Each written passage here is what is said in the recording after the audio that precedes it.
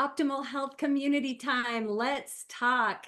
I'm Jan Paxman, certified metabolic Optavia coach, and I'm so glad you're here. If you're joining us live tonight, hop in the chat. Let us know where you're coming from and what you're excited to learn. And big welcome to anyone who's listening to the playback or catching the podcast. Tonight, you're in for a real treat. We have the amazing Jared Smithson with us. I became a coach with Optavia about a year after Jared and his wife, Amber. And ever since, their leadership and heart have truly been such an inspiration to me, and I'm sure to so many of you. So Jared's going to help us unpack the mysteries of metabolic health and explore what true transformation can mean for each of us. What's in it for us, right? We want to know.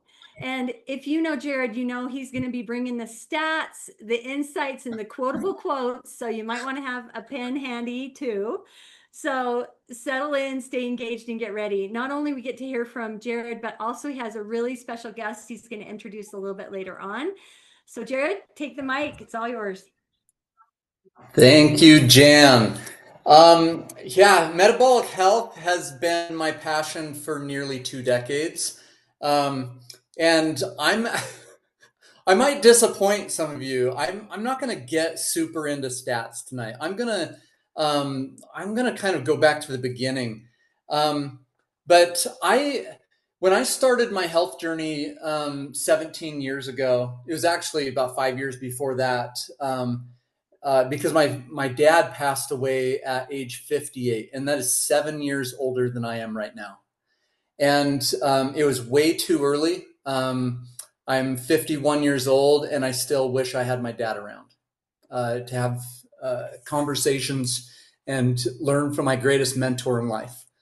But I saw my life going down a path. I was tired all the time.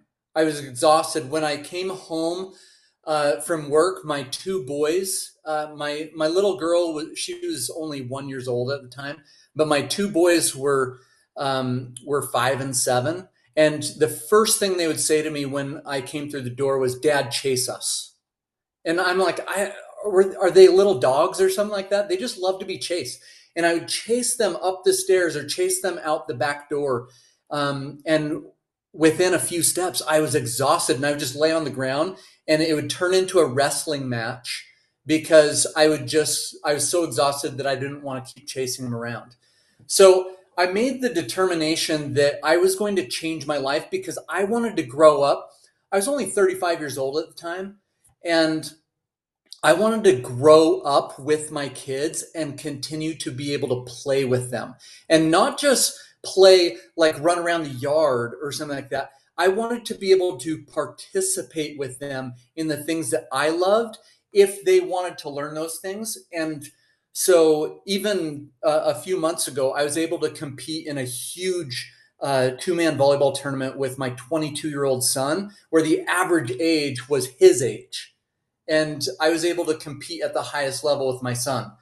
I'm just like, we've been talking about metabolic health so much for the last several months, but Dr. A shared this just about a month ago. He said, we don't live in a world that makes us sick by accident. We live in a world designed to keep us there. The Optavia has been really focused around weight for a lot of time. And with our new studies and with the incredible medical backing that we have, and all of the things that are going on in the world of health right now, we know that weight is not the real enemy. Metabolic dysfunction is. 9 out of 10 Americans are suffering from metabolic dysfunction. I recently heard an alarming statistic. Here's one statistic for you.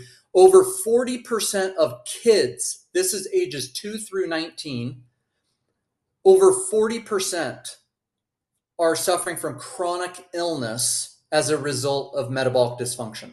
So they're already having the dysfunction and the symptoms and things that, years and years and decades ago we didn't suffer from until middle age or even later in life. So this is the state of America right now. Why is there so much metabolic dysfunction? Well, Dr. A's talked about it for over 2 decades. It's the habits of disease. The average input calories for the United States and the UK is over 3,500 calories a day. Now, the RDA on the back of all of your labels, it says based on a 2,000 calorie a day diet. Some people don't even need 2,000. They're too sedentary to be warranting even 2,000. But it's important to know our total energy expenditure so that we can have the energy input that matches our output. Our output, we're sitting for 9 to 15 hours a day. 80% of our country is sitting for more than 5 hours continuously. Skeletal muscle, our physical activity, is less than 20 minutes per day. Kids are spending less than 2 hours a week outside. I remember when I was a kid, I was always outside. I hated to be inside. And I grew up in Portland, Oregon. It rained all the time. I was out shooting baskets. I was mowing the lawn in the rain, everything. And when we got grounded, we were grounded inside. I know people who ground their kids now outside because their kids are always inside playing video games, watching TV on devices, things like that. A lot of people are wearing the lack of sleep, this hustle culture. They're wearing it as a badge of honor. But less than 6 hours of sleep a night massively increases our likelihood of obesity. 91% of the carbohydrates consumed in our country are deemed simple carbohydrates or simple sugars. It's refined flours, refined sugars. We're not getting those complex fibrous fruits and vegetables. In the early stages, we just simply feel fatigue, low energy, sugar and caffeine cravings, brain fog, poor concentration, stubborn belly fat starting to appear. Middle stages, where it starts to advance, we have irritability, mood swings, anxiety, poor sleep, blood pressure starts creeping up. We start having to take medications, frequent urination, and increased thirst. And then later stages, we actually have visible things, skin changes, noticeable belly fat, and weight gain.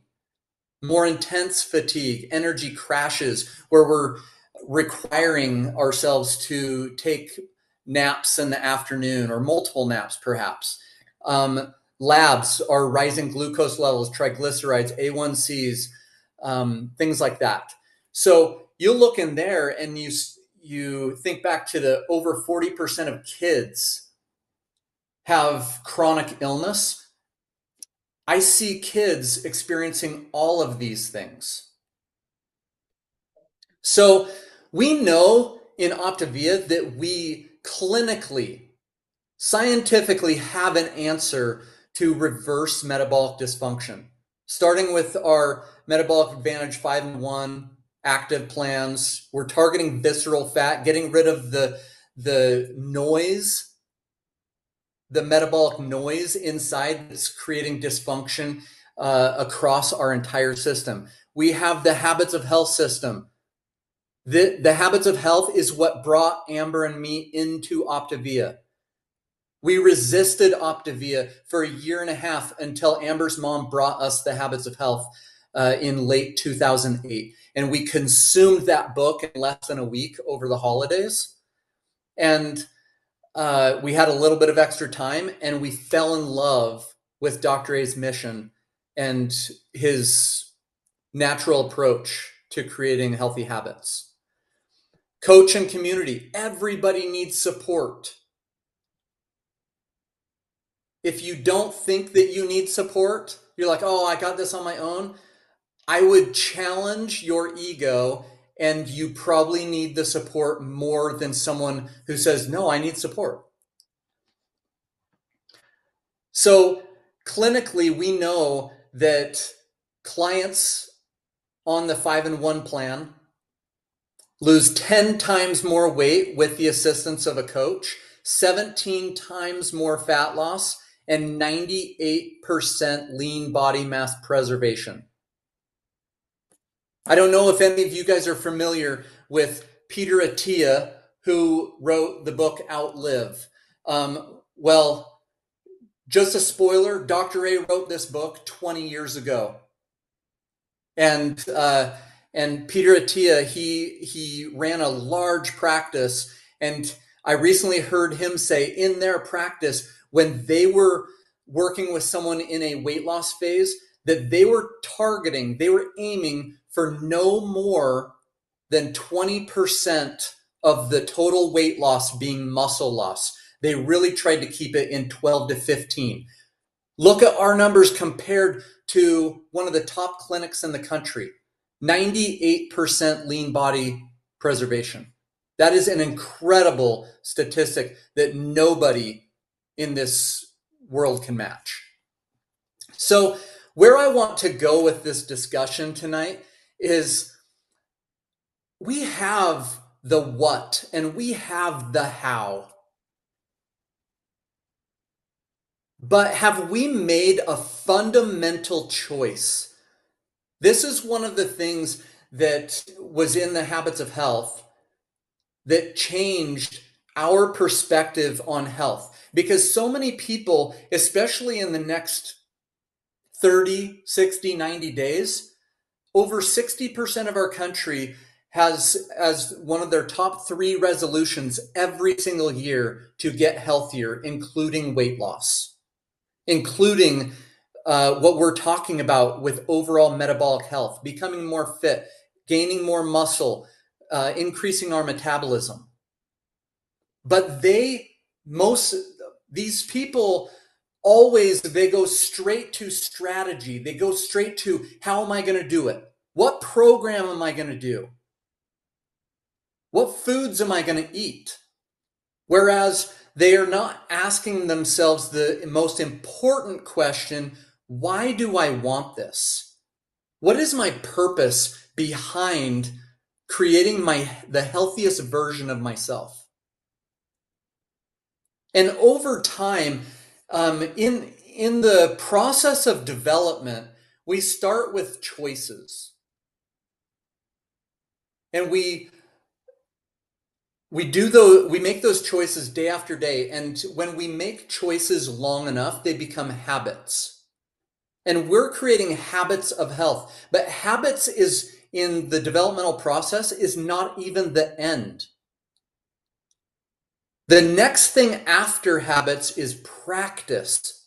Are we practicing those habits and perfecting those habits and experimenting with those habits and finding what is best? What is allowing us to level up to the next spot in our life? And as we practice those things, they become second nature. Who's heard that before?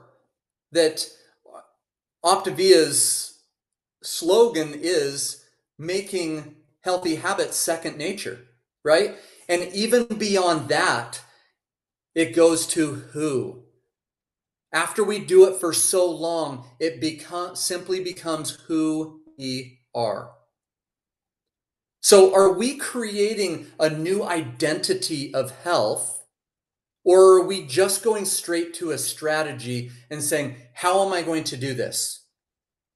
Harvard did a study during COVID where a lot of people were, their overall health, physical, mental, emotional well-being was going downhill.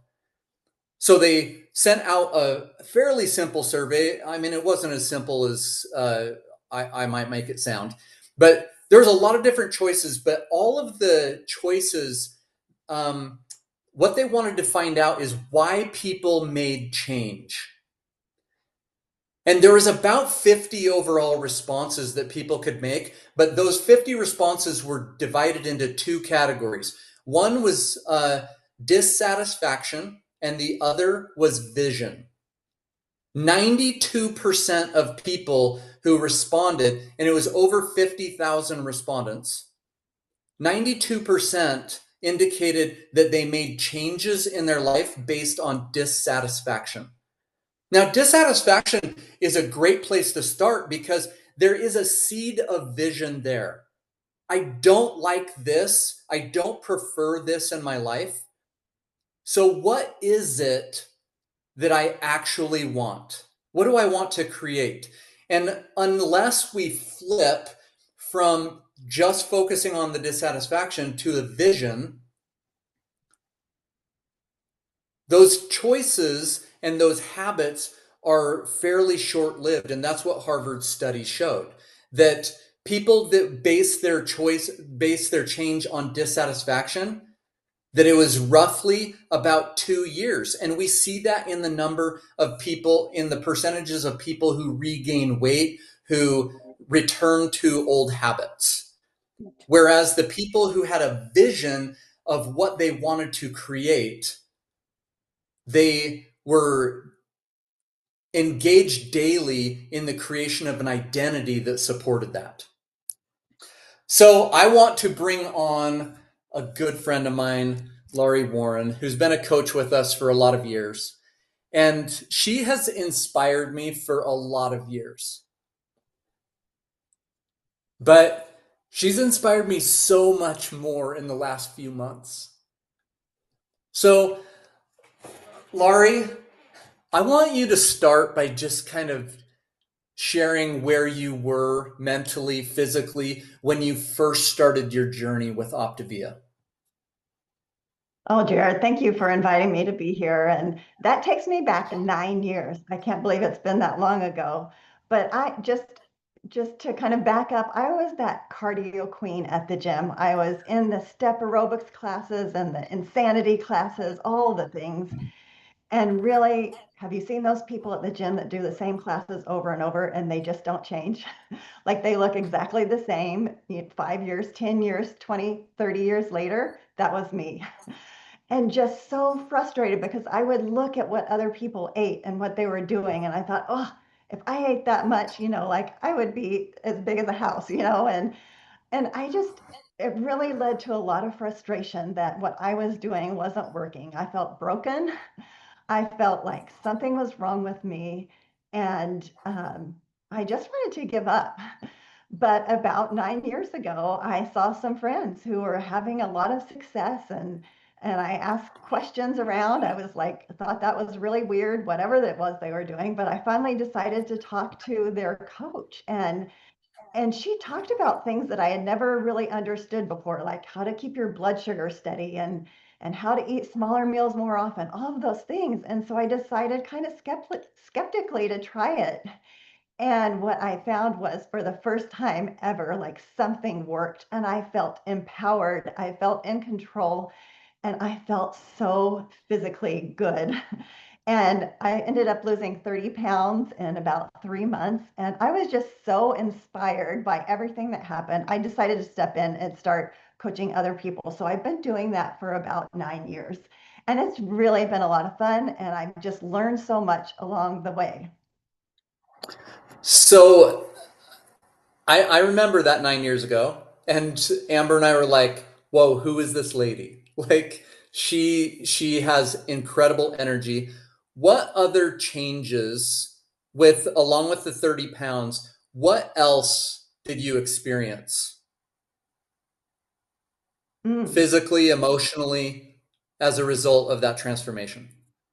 I really think the energy and the confidence that came with that. I remember my husband just like, who is this person with all this energy getting all these things done, and I'm like, I just feel good, I can do things that I didn't do before. I don't need the nap in the middle of the day every day. And then just the confidence that came with that. Just I felt like previously I had been kind of shrinking back from life and not getting, dropping my kids off at activities and not getting out of the car just because I didn't feel like talking to people.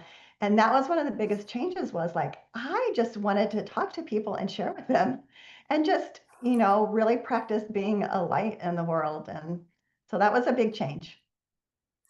Yeah, that is a huge change. Because when people transform, it's so interesting that oftentimes we go from this reluctance to engage socially, to engage with the world. And then when we have something like this, we just naturally want to share it. And we want other people to feel the way we do. So, in the last several months, as the research has come out, we've got this incredible backing that we can reverse metabolic dysfunction. What was it, and why did you decide to? What like compelled you inside to say, I've got another level in me? Good. And so kind of fast forward, time is going on. A couple years ago, I'm like 58 years old and already through menopause, but post was catching up with me. And things were kind of getting a little harder. I don't know if anyone's experienced this, like had my habits that I was tracking and, just falling into, but um, I just found that it was harder for me to maintain weight and and the energy was starting to lag a little bit again. And so as we started learning more about metabolism and all the things that Dr. A's been teaching us, just kind of hit me like a ton of bricks. Oh my gosh, I've been neglecting something. Like I've been putting off, like I've been working out, but I haven't really been focusing on muscle gains and realizing that is maybe keeping my metabolism a little bit slower. And that is the key for me. Like I need to focus on muscle gains right now. And that's that really like it takes so much to support that. It takes leaning into all the habits. It takes, getting the rest, dealing with your stress, getting your water in, all of the things. So what have I been doing in the last, I don't know, like last year? At 59, I decided to become a jazzercise instructor because that sounded fun to me. I was looking for something fun, something that would challenge my brain. I have to like call out things ahead of counts and reverse, my left and my right and memorize routines. And it's been so much fun. So I've been teaching jazzercise and then I've been hitting the gym 4 days a week and challenging myself to lift heavier than I did before and utilizing all the tools that Dr. A has given us with the EAAs and just everything that he's been teaching us. And it's all starting to click. And I've been following my numbers through the DEXA scans and my metabolic scale. And over the last few months, I've dropped 15 pounds and I've increased my bone density and muscle and decreased visceral fat. And just, it's like all coming together. Yeah, and this lady is inspiring. Like she's not using like little mamby-pamby pink weights. Like I saw a post of hers the other day and she's got the big, chunky, ugly black dumbbells and she's doing reverse flies with them. So this lady is strong. So how has your mindset evolved, and how has that your mindset evolution created new goal evolution? I think I kind of got caught up for a number of years, even as a coach. Maybe some of you can relate to this, like chasing that goal number, like on the scale. And like just I kept thinking, like, oh, I've got to maintain that number. And I just kept putting off the all the other stuff that would lead to the better metabolism. And so that's really just shifted for me, like that I need to be focusing on longevity and what's going to set me up for the next, hopefully 30 years that I have on this earth. I have, and that's recently been linked to metabolism dysfunction. And so every day as I've been taking care of my mom, I've been asking myself, what can I do to set my body up to be in the best place to prevent hopefully that dementia coming on as maybe making it later or maybe making it not happen at all. Yeah. So, I mean, I've watched you with your parents over the last couple of years, and health isn't always easy in our environments, in our lives. So it's one of the things that just trips us all up. So how have you thought through it, and what have you done to prioritize your health with all the obstacles, distractions, challenges? Yeah, so just to share, the last 5 years for some of them, I've had both of my parents living with me. My dad passed away 2 years ago, and now this very week, my mom has been every night. We are thinking it's the last night. She's in the last hours of her life. And we also have 4 generations living in our house. So life is a bit crazy, and stress and emotions, are kind of in that roller coaster right now. But what I have learned is that when you develop those habits that Jared was talking about, you don't have to rely on your willpower or uh, just like falling off the wagon as much, because it just becomes part of who you are. And I've really learned, I'm just getting choked up a little bit here. I've really learned when that voice comes in, because it does when things get crazy, a voice in your head tells you, just put it off. You can get to it later.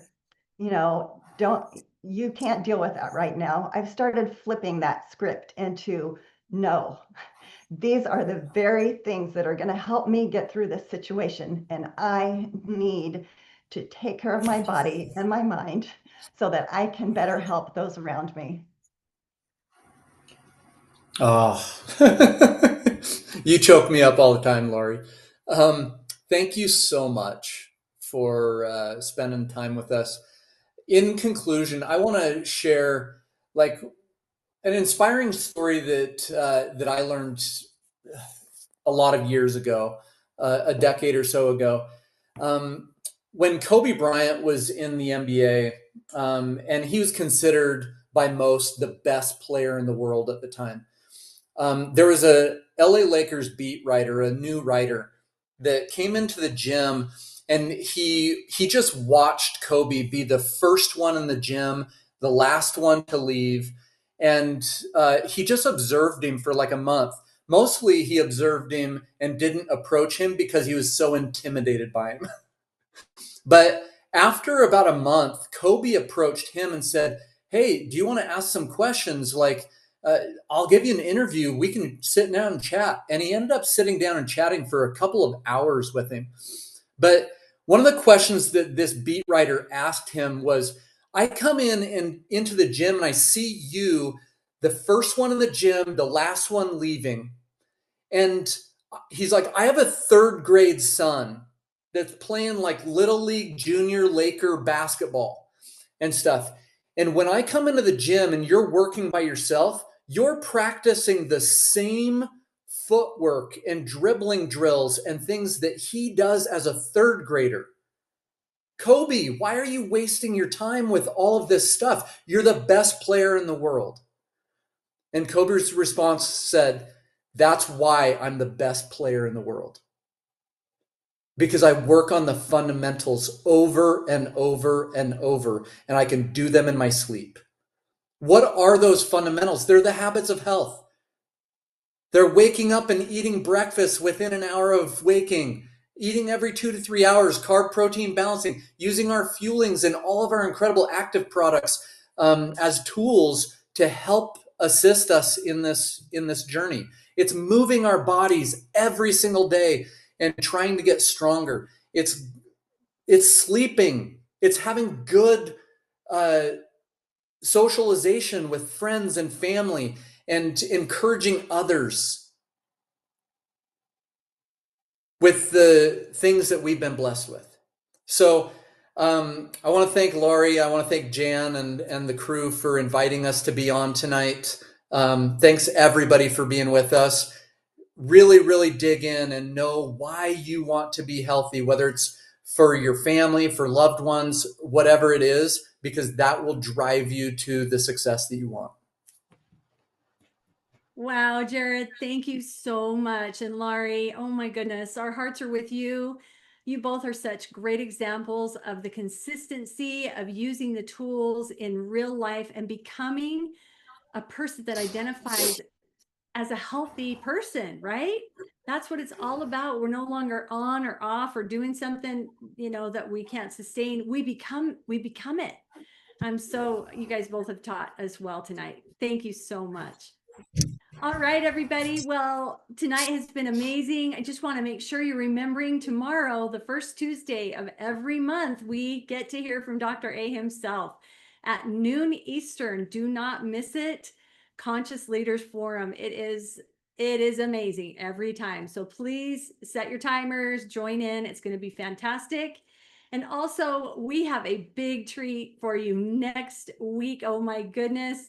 We've got, well, first of all, I'm going to say, if you haven't already subscribed to our podcast, go into Optimal Health Community and subscribe. We're also on YouTube. And then next week, do not miss it, because we have a superhero, an Avenger, if you will, coming. Captain Metabolic. You do not want to miss this one. So be here next week for another fantastic episode of Let's Talk. See you all later. Thank you so much.